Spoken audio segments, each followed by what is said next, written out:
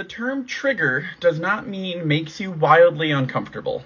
Yes, let's talk about the difference between content warnings and trigger warnings. There is content that makes you uncomfortable, and often reasonably so. Certain discussions of violence and abuse, for example. But trigger refers to when you have a trauma and there's something that causes that trauma to be activated. Some triggers are overtly logical. A person who has suffered abuse, hearing about abuse. Others are much more subtle. For the longest time, my trigger was a single word, or a smell, or a song, which has actually nothing to do with the trauma.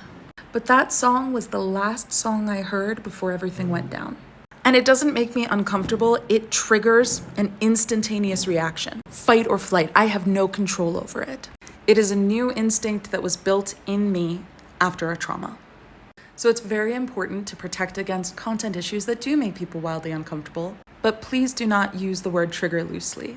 It's just disrespectful.